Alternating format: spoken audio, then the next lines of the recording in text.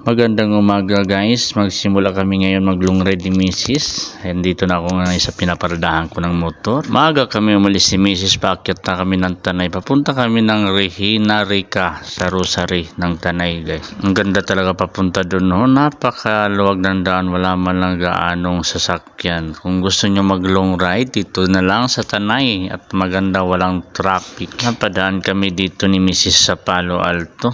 Andito na nga yung nakikita ko lang noon, ito napuntahan ko na ngayon. Andito napakaganda ng tanawin sa akin likuran. Kaya ito nga, nagpatuloy naman kami mag-ride si Mrs. papuntang Regina Rica. Ang ganda ng mga tanawin talaga dito. Kung gusto nyo makapag-relax, andito pumunta na lang kayo ng Tanay.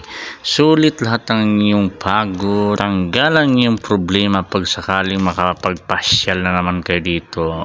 Kaya kung ako sa inyo, go na kayo guys. Ayan o, napadaan din kami ni Mrs. dito sa Silo Alto. Ganda ng tanawin. Pagkatapos namin, dumiretso na kami sa Regina Rica. At ito na nga, paakyat na kami ni Mrs. dito sa entrance. Tuwan-tuwa talaga kami ni Mrs. nang makarating kami dito. Nakikita lang namin noon, ito napuntahan na namin ngayon. Malapit na, makakarating na rin kami sa wakas.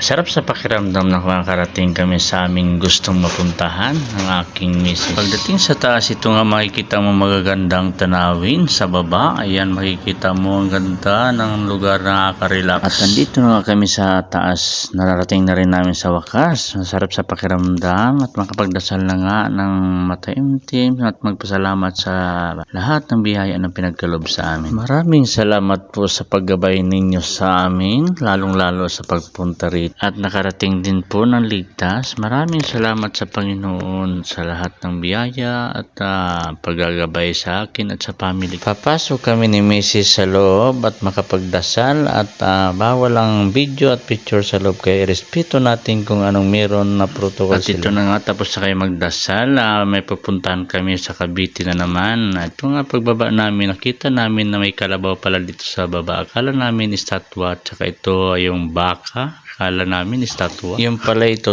pala mga yan. Ayan, ang babait nila ho, kahit walang tali.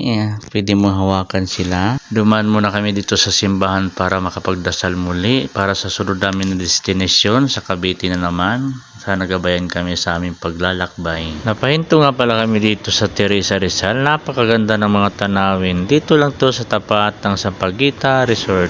Dito na kami ngayon sa Cavite. Dito sa Villar City. Malapit na kami sa Dasmariñas, Cavite. Hindi kami nakapasok dito dahil bawal palang motor. Hindi namin alam. Kaya ikot kami ngayon papuntang Molino. Sa wakas, nakarating na rin kami dito sa Dasmariñas, Cavite. Maraming salamat.